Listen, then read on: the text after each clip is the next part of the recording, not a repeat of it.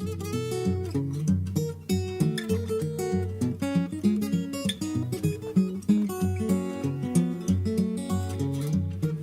comes the old bald monkey. Oh, I mean this one, that one, not me. I'm not going to use the monkey right now. Maybe we'll jump on him later. But that that music that you just heard was called Ragtime Guitar. Just type it into YouTube, Ragtime Guitar, and Stefan Grossman's name will be one of the names that comes up. He's an amazing teacher. He's put out songbooks. He's dug up songs from the 1920s and 30s and educated people about them. Plus, he's just a kick-ass ragtime guitar player, guitarist in general.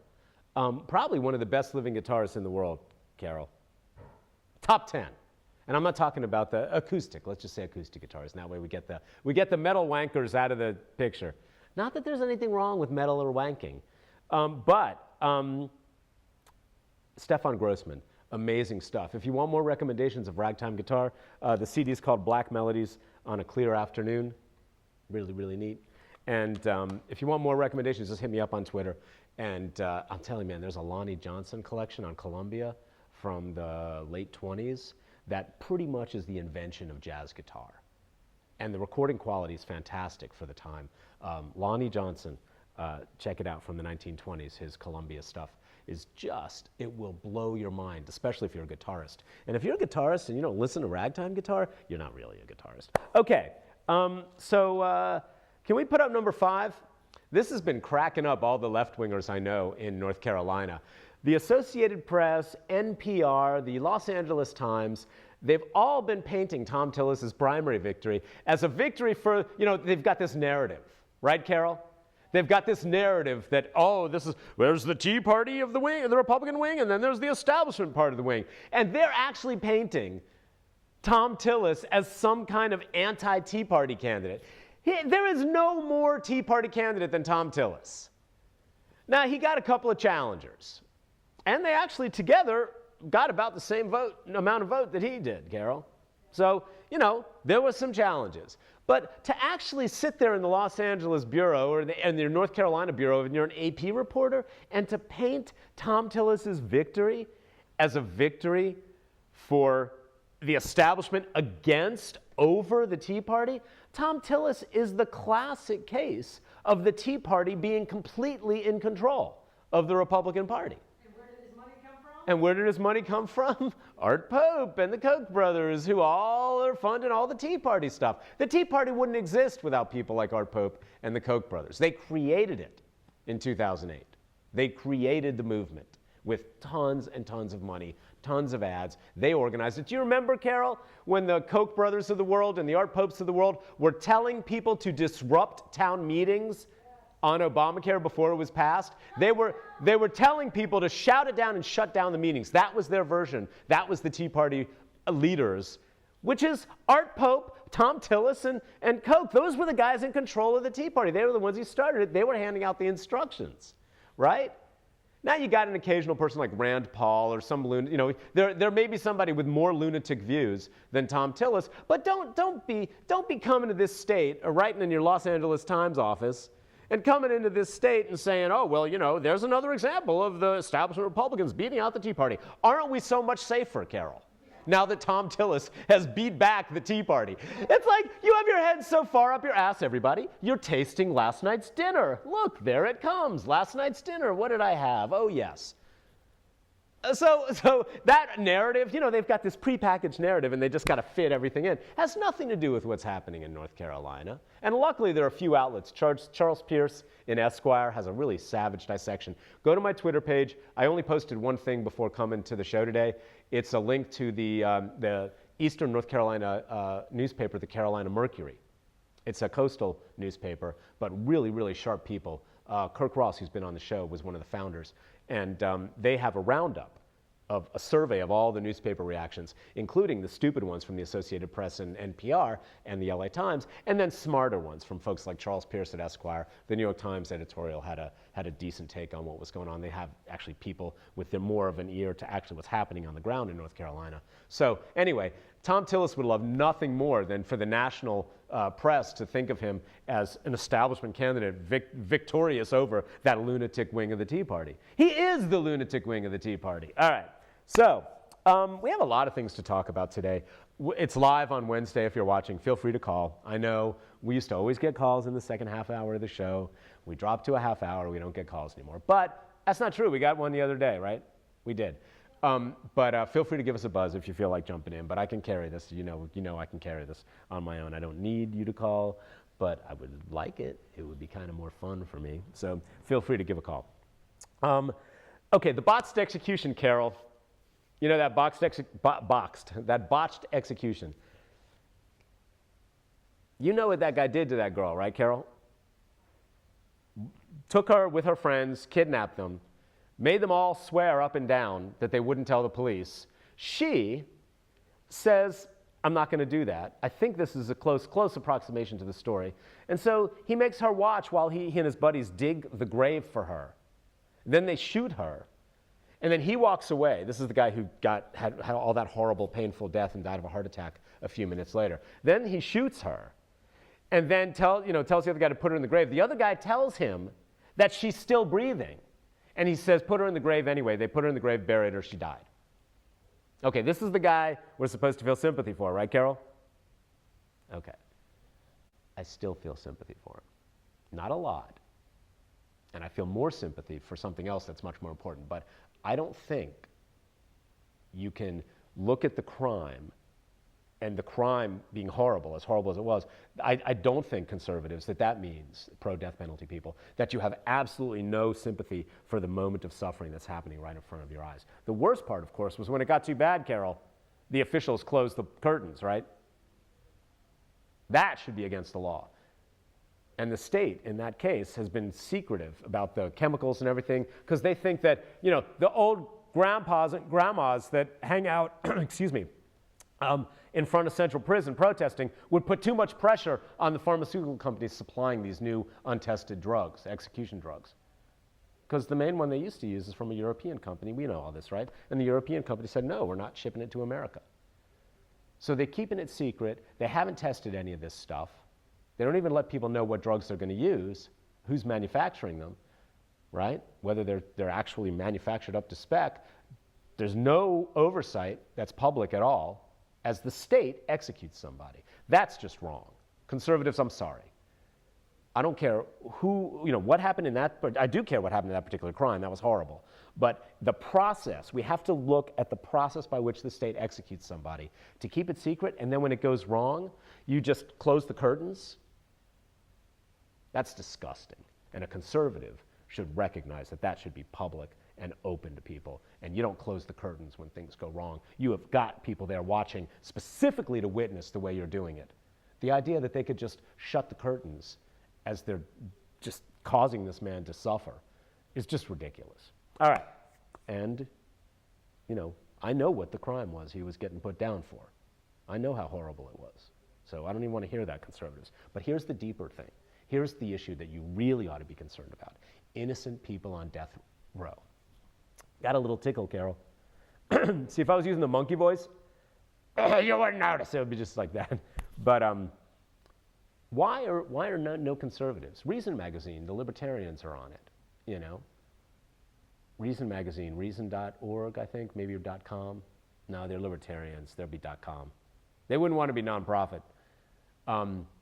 Reason.com has a blog called Hit and Run, and they routinely follow things like innocent people on death row and the excesses of the state. And I love how all you so-called pro-death penalty conservatives, you don't even seem to care.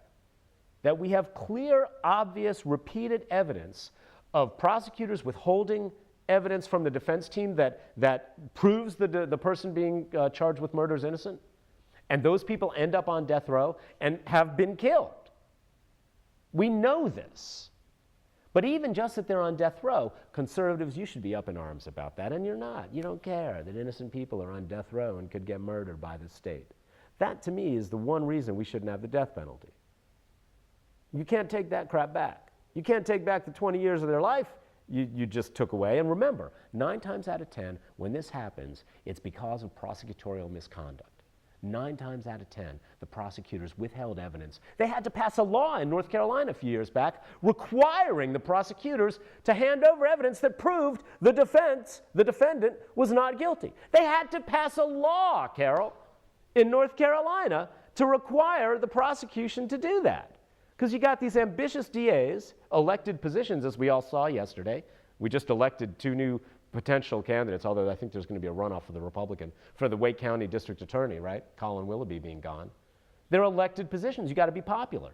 And so what do? They love the blood and guts style of being a prosecutor. And what happens is, because they're an agent of the state, nobody can sue the prosecutors. And they very rarely have any consequences when they do things like withhold, exculpatory evidence, evidence that proves the defendant is innocent, or could help prove the defendant innocent. It doesn't prove it. You have to present the evidence and it has to fit a larger picture. But anything that helps the defense, the prosecution's supposed to turn over quickly, immediately. We had to pass a law to make the prosecutors do that, and they're still not doing it, I'm sure, in many cases. And you can't sue them. No consequences, Carol. Everybody else gets consequences when they screw up. But when prosecutors screw up and break the law deliberately violate somebody's civil rights to it, the basic civil right to a trial, a fair trial. Hiding evidence, hiding witnesses that say that somebody else did it, not bringing that up in court, not even letting the defense know you interviewed those people, that's the kind of stuff that lands innocent people on death row. You can't sue them. Oh, and what kind of very rarely do they get even more than just a teeny slap on the wrist, if that. It's not right. And prosecutors, I'm not anti-prosecution, right? What's the definition of a conservative? A liberal who's been mugged, right? I've been mugged. I don't like crime, I don't like people coming up to me and causing hassles. I've been robbed too. I've been mugged and robbed, Carol. They went right from my medicine cabinet, the robbers. And when I was robbed? I don't know if you know this, but it was about 3 o'clock in the afternoon, and the cops who came to the house, this was years ago, but maybe like 7 years ago, cops who came to the house said that's when most robberies happen, during the day. Did you know that, Carol? I got robbed at night. You got robbed at night, Carol says. What's this rampant crime wave? We better crack down on these criminals, man. Everybody here has been robbed. But my point is, I'm not anti-prosecutor, I'm not anti-cop. This show's never been anti-cop. But come on. Prosecutors in North Carolina, there's been a serious problem, and that very rarely are there any serious consequences. Nifong is the only one in recent memory, or a couple. There's been a couple. The woman in Durham, too. There have been a couple. But of all the people who've been let off of death row in North Carolina in the last 10 years, how many prosecutors got prosecuted for the crime? None. All right. What do we got next? Oh, 6. Put up number 6, Carol. Clay Aiken. Okay, so this guy Crisco, I am not ageist, Carol. I'm not anti-cop and I'm not ageist. But he's 71. But Carol goes, but he's 71. Look, this district is so heavily Republican that Renee Elmer, it was redrawn to make it more Republican after Renee Elmer's beat, what's his name, Etheridge, right? Remember when Bob Etheridge, I think he looked drunk. I'm not saying he was drunk, but when Bob Etheridge grabbed the arm of that conservative guy who had the hidden camera, or had the camera, then that basically lost Bob Etheridge his seat. I say he was coming from one of those fundraising luncheons. You know how that goes, Carol. Everybody's toasting your success. So I think in the video he looked drunk, but I have no evidence one way or the other. Anyway, so Bob Etheridge gets beaten by this know-nothing Renee Elmers, and she really is kind of a know-nothing clueless Tea Partier, right? She really is. I'm saying some Tea Partiers have brains, but Renee Elmers doesn't seem to have many brains. They redrew the district to make it even safer for her. So there's no chance that a 71-year-old, very dull, very dry, I mean, I'm sure he's a nice man. He may even have great politics, although he seems pretty middle of the road to me. He's certainly not going to be the champion for gay rights in the U.S. House of Representatives that Clay Aiken would be, Carol. Hooray for Clay. But look, it's very close. Clay Aiken's ahead by a little bit over 1%, so the guy Crisco can't call for a recount if those numbers hold. So, I agree with him. He shouldn't drop out. I'm going to say he shouldn't bow out right now. But he really doesn't have a chance of winning that district. You got Renee Elmers an incumbent with tons of money. You need somebody, and Coke money is behind her, Art Pope behind her. You need somebody exciting and different with a little bit of a chance, right? And, you know, the good-looking young gay father seems to me, you know, with the handsome husband, seems to me, at least it'll be, you know, the newspaper people are going, please let Clay Aiken win, please, right? Because it'll be an interesting race. At least there'll be something interesting. And Aiken seems to have his head screwed on right. Anything he does, he seems to do it with relative class, right? And I'm sorry, Crisco, you don't have a chance. So what are you doing in that race? You're just complete Bev Perdue, you know, talk about establishment versus the outsider. You know, it's just ridiculous. So anyway, if Crisco wins, the seat's gone. If Aiken holds on to his lead through the final tabulation, and please, Crisco, don't ask for a recount. Just bow out already. Then we actually have a slight, small chance of Clay Aiken beating Renee Elmers, depending on how creative his campaign is. And I think he's a pretty creative guy. I don't think Crisco strikes me as a really creative guy. His political career doesn't strike me as the career of a creative guy, and I don't think a non-creative guy has much of a chance. I'm not ageist, Carol. I also think he's too old. All right, for this particular thing, I really do. I really do. We don't need, we need more people. And that's why I was so pissed at David Price when the Republicans redrew 2 districts so that David Price and Brad Miller went in. David Price had been there forever, 30 years, right? Brad Miller was really making a name for himself as a cool left-wing, well, left of center anyway, liberal in the House. And David Price should have graciously bowed out, and he didn't. And instead, we lost one of the best rising young hopes for the Democratic Party in North Carolina. He's in private practice right now. It's really disgusting that David Price didn't bow out. All right, would have ended his career on an ultimate high note, really classy, you know, instead he clung to power, like they all do, Carol. Like my cat clings to my hands. Do you see those little scratches all up in there? Man, so many scratches. See how bloody my hands are? No, you can't really see? You can see it? Man, you scratch their tummy, they're loving it, they're purring, then all of a sudden, wow, all 4 paws come at you with claws. All right, and then what do? You just got to let the claws sit there and dig in, because if you pull away, it gets worse, right? You got to wait till they relax and then hurry up and get, you people with cats know exactly what I'm talking about. All right, that was the other thing about the Clay Aiken thing, Carol, then we'll move on. Feel free to put up number 8. Did you see in the NNO, the NNO headline was, finding out the ultimate outcome may be a ways off. The Clay Aiken race, right? May be a ways off. And what they're talking about, Carol, is next week, right? Oh no, we may have to wait till next week before we actually find out who won that race. What's your rush? It's like they're all like, we must know tomorrow and people will be outraged. This is, they want you to be on the edge of your seat. I don't care if it takes until next week to find out whether Clay Aiken holds on to his lead. The reason I don't care is probably having something to do with this book. Can you see that? Tom Standage is a fun little pop historian. He wrote, what?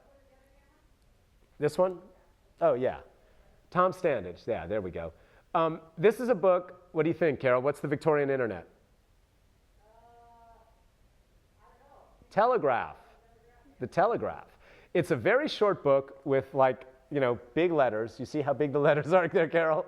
So it might, I like those kind of history books. And it came out originally in 1997 when the big internet boom was going crazy, and it doesn't afterward, after the crash in 2007. But it's a fun look at how the Telegraph created, and they actually called them networks, Carol, but there was a dash, net-work.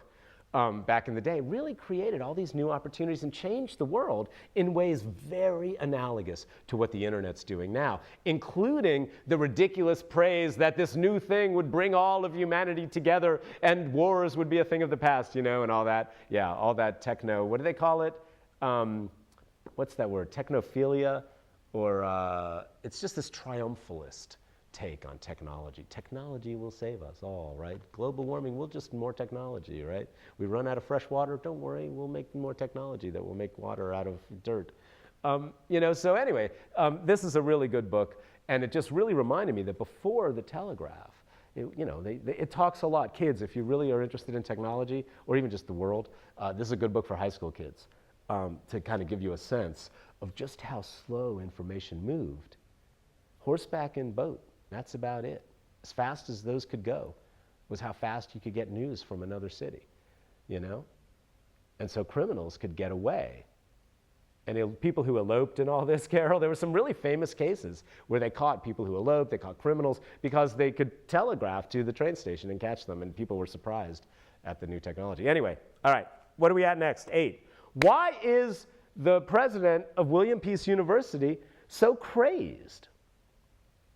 Seriously, what's going on over there at William Peace University? She's very authoritarian. She has no sense of what her behavior looks like from a PR perspective.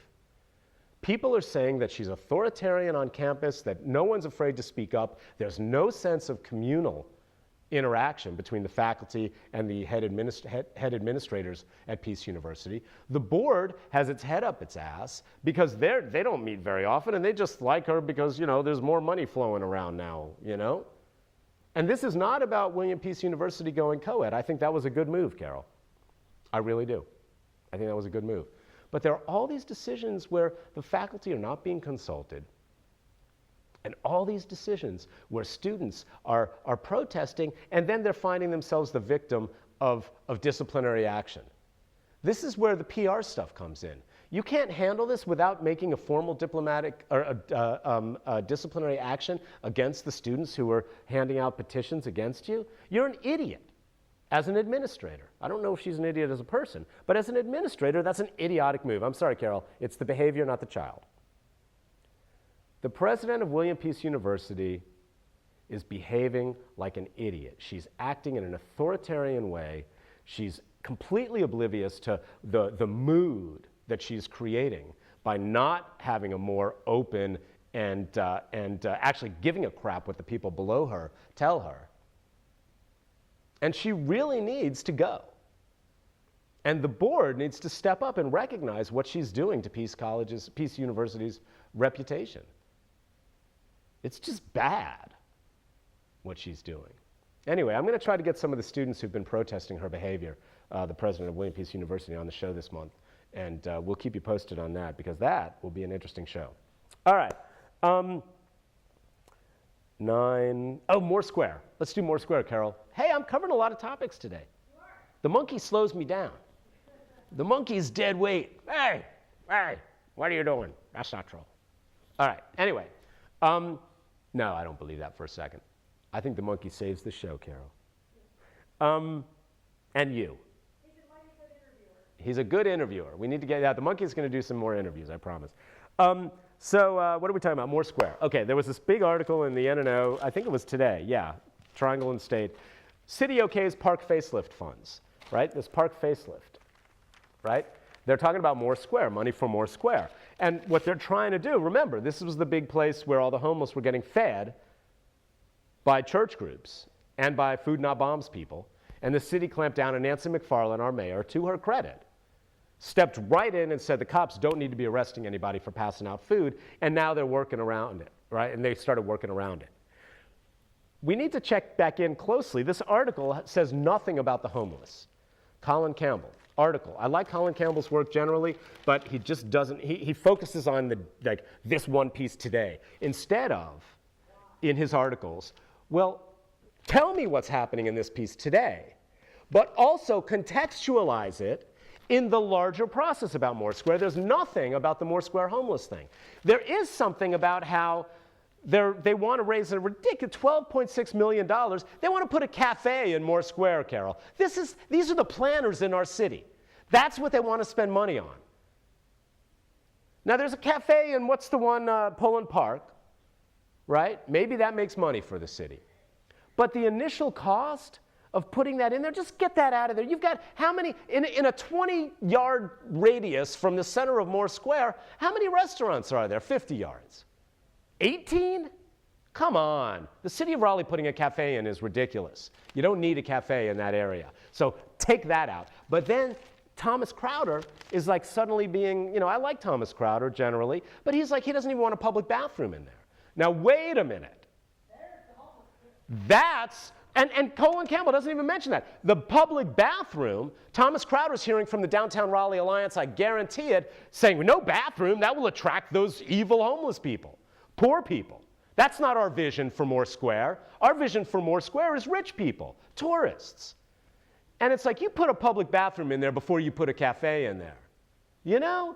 Of course you put a public bathroom in Moore Square. That's what a city does. That's what a good city does. That's what a city with a heart does.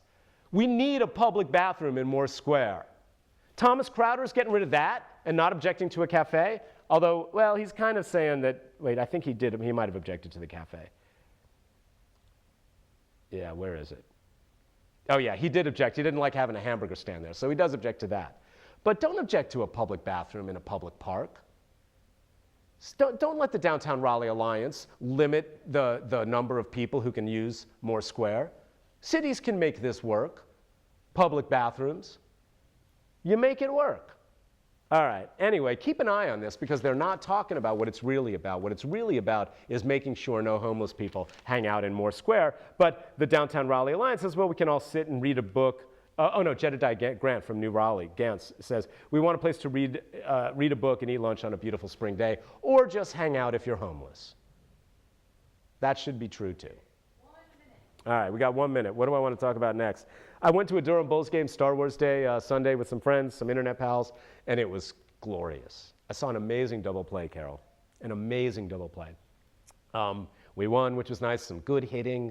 Wooly Bully was great with the little kids running around Ewok, kind of Ewok costumes. I just want to highly recommend the Durham Bulls to anybody who, if you're looking to bring for the family, do something. It was pretty cheap, $8.99 for a ticket. How much time? 30 seconds. 30 seconds? We'll talk about the Star Wars thing again and J.J. Abrams' sexism and Frozen. There was an article in the paper about Disney's Frozen doing so well. Why can't you have strong women in the Star Wars franchise? More than one. Why can't you do that, J.J. Abrams? All right. We'll see you next week, and take care of each other. Russ Stevenson, just pay those taxes. Be done with it. All right. Later.